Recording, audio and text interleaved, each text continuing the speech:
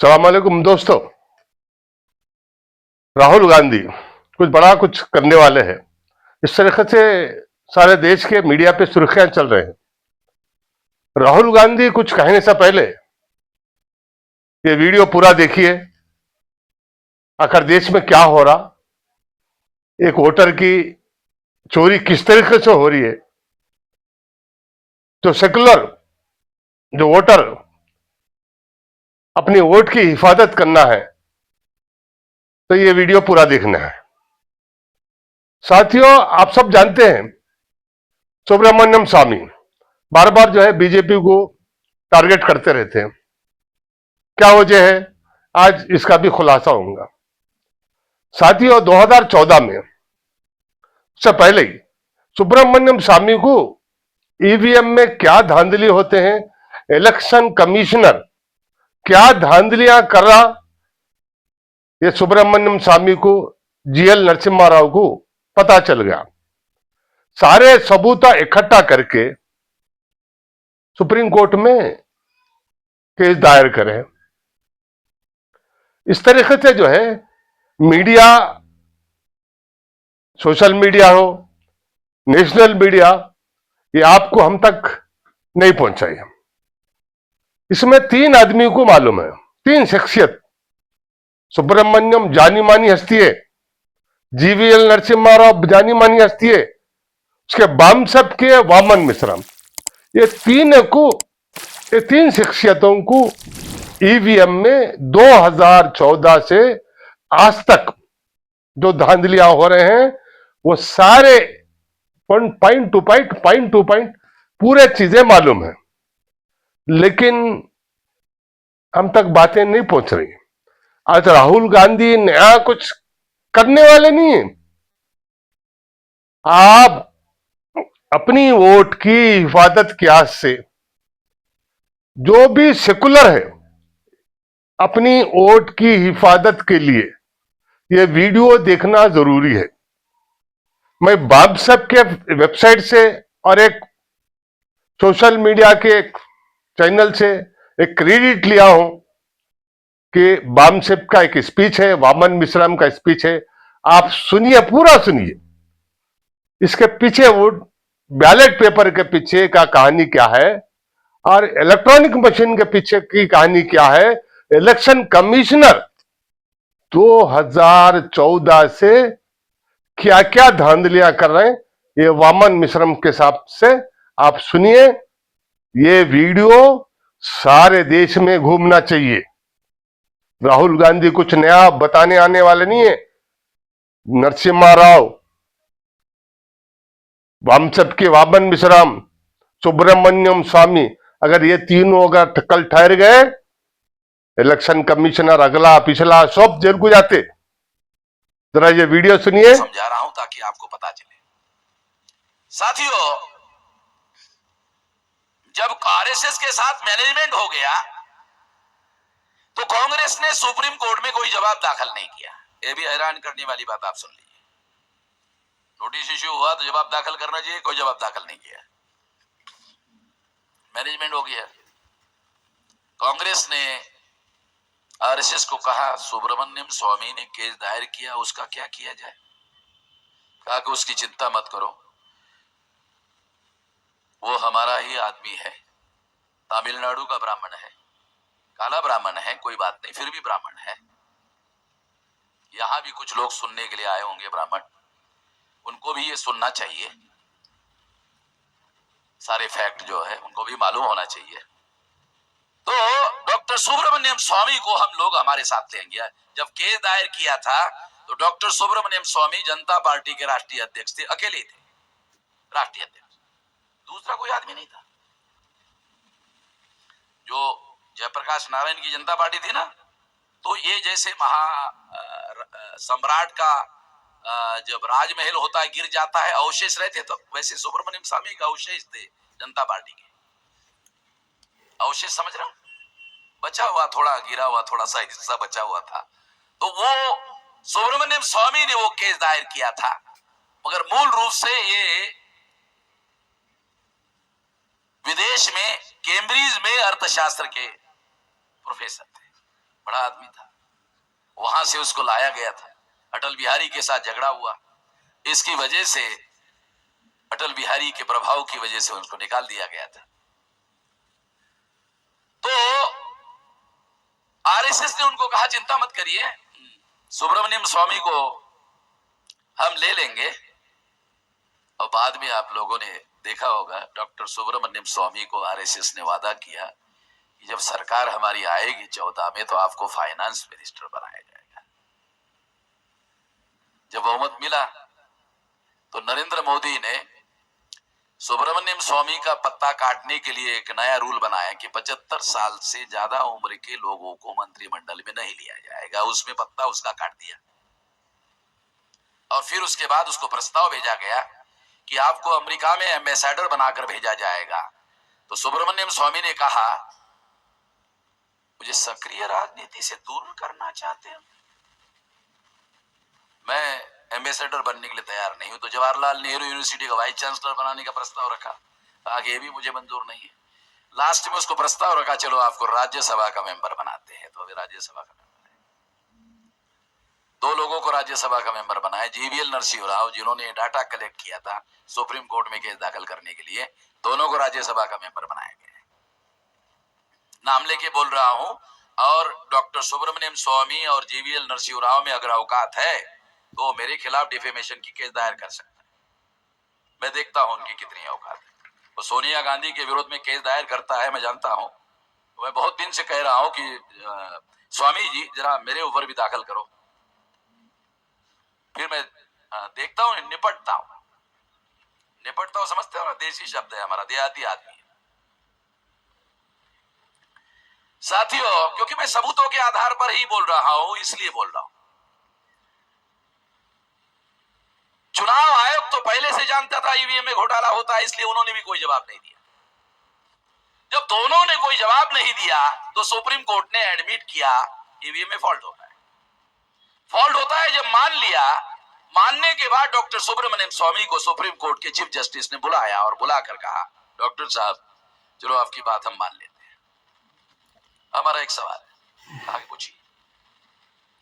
कि हम चुनाव में ईवीएम मशीन को रखना चाहते हैं, आपके पास ईवीएम मशीन में जो दोष है उसको दूर करने का कोई सुझाव है आपके पास? हाँ है। क्या सुझाव है? डॉक्टर सुब्रमण्यम स्वामी ने सुप्रीम कोर्ट के चीफ जस्टिस को कहा ईवीएम मशीन के पहले हमारे देश में एटीएम मशीन थी।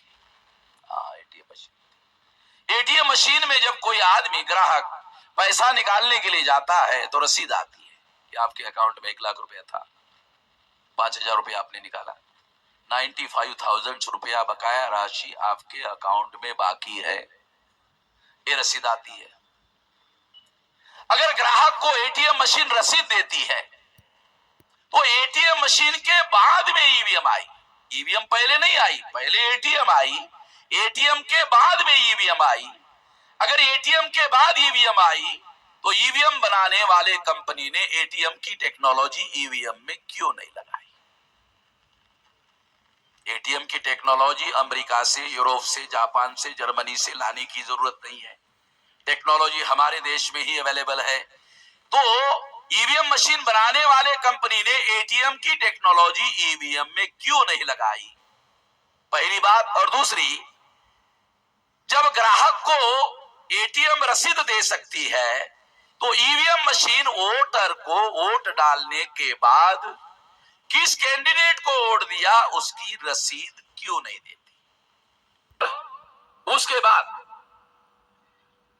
चुनाव हुआ 2014 में, 16 मई 2014 में रिजल्ट आया, 31% वोट पड़े बीजेपी को और 283 लोकसभा की सीटें। हमने 2014 के चुनाव के पहले किसी राजनीतिक दल को 31% वोटों के आधार पर 272 साधारण बहुमत किसी को मिला, ऐसा डाटा जांच पड़ताल किया। तो किसी भी राजनीतिक दल को 31% वोटों के आधार पर 272 साधारण बहुमत भी नहीं मिला, तो बीजेपी को 31% के आधार पर 283 सीटें, 11 सीटें ज्यादा कैसे मिली? साधारण बहुमत भी नहीं मिला, उनको तो और ज्यादा 11 सीटें ज्यादा मिली। कैसे मिला? हम इस नतीजे पर पहुंचे, जो भी दस्तावेज हमारे पास है उसके आधार पर, कि घोटाला किया और पकड़ा ना जाए इसलिए पेपर टेल मशीन नहीं लगाई गई। जब हमें यह मालूम हुआ, जून 2014 से हमने इसके विरोध में अभियान शुरू कर दिया और कुछ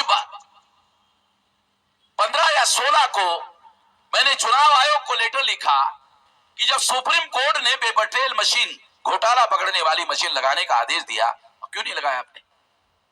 तो चुनाव आयोग ने मुझे लिख कर दिया, Narendra Modi paper trail machine खरीदी करने के लिए पैसा नहीं दे रहे। लिखा हुआ है मेरे पास, लिखित सबूत के आधार पर बोल रहा, और किसी और ने नहीं, चुनाव आयोग ने लिख कर दिया। मैंने चुनाव आयोग को कहा, भारत सरकार की ट्रेजरी नरेंद्र मोदी के बाप की जागीर है।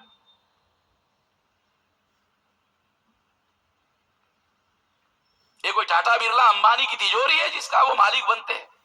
टाटा बिरला अंबानी तो अपने पैसे का मालिक होता है।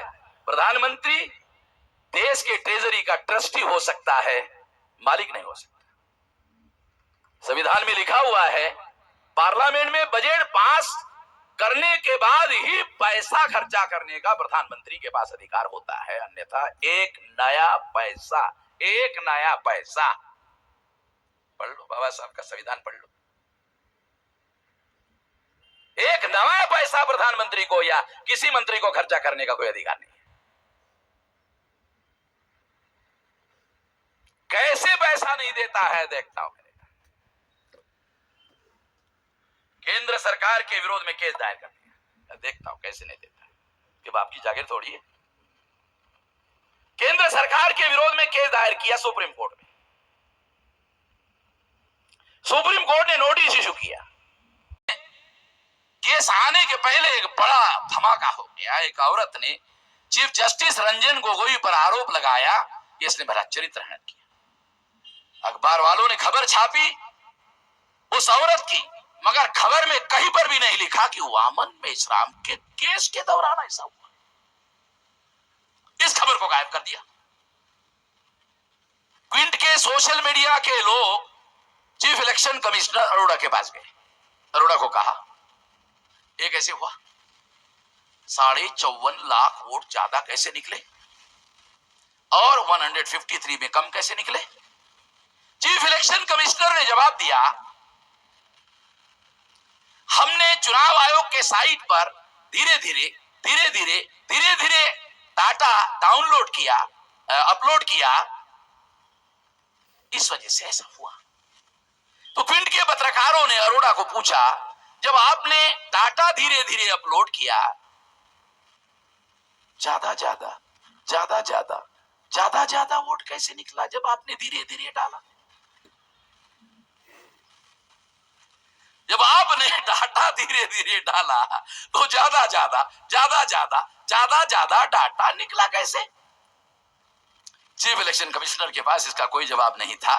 वो भूतपूर्व election commissioner S Y Quraishi Brahma Gopal Swami के पास गए। रिटर्न है सारा का सारा, डॉक्यूमेंट्री बोल रहा हूं। और उन्होंने एसवाई कुरैशी ने कहा, हम तो भूतपूर्व हो गए, हमारे पास कुछ नहीं है, अरोड़ा के पास जाओ। और अरोड़ा को जवाब देना चाहिए, और ध्यान में रखते हुए कि चीफ इलेक्शन कमिश्नर की क्रेडिबिलिटी, कमीशन की क्रेडिबिलिटी का सवाल है, ये ध्यान में रखकर जवाब देना होगा। आप उनके पास ही जाओ। दूसरे दिन जवाब देने के बजाय चीफ इलेक्शन कमिश्नर ने चुनाव आयोग के साइट पर जो डाटा डाला था डिलीट कर दिया, 100% डिलीट कर दिया। डिलीट करने का मतलब है, इंडियन पीनल कोड के अनुसार सबूतों को छुपाना क्रिमिनल ऑफेंस है, मगर चीफ इलेक्शन कमिश्नर ने सबूतों को छुपाने की कोशिश की। उन्होंने सोचा, एक सोशल साइट ने विश्लेषण करके बताया, लाखों लोग लग गए तो सारे देश भर में हंगामा खड़ा हो जाएगा और चुनाव की क्रेडिबिलिटी का मामला बहुत भयंकर खराब हो जाएगा। उसके बाद चीफ इलेक्शन कमिश्नर ने एक अभूतपूर्व कदम उठाया। उन्होंने सारे देश के अधिकारियों को एक सीक्रेट मैसेज भेजा। आप सोचते होंगे, अगर मैसेज सीक्रेट था आपको कैसे मालूम हो गया? यही तो हमारा धंधा है साले बदमाशों को पकड़ने का। और क्या धंधा है वामन मेश्राम का? भारत सरकार की सीआईडी है तो वामन मिश्रम की तो सीआईडी है।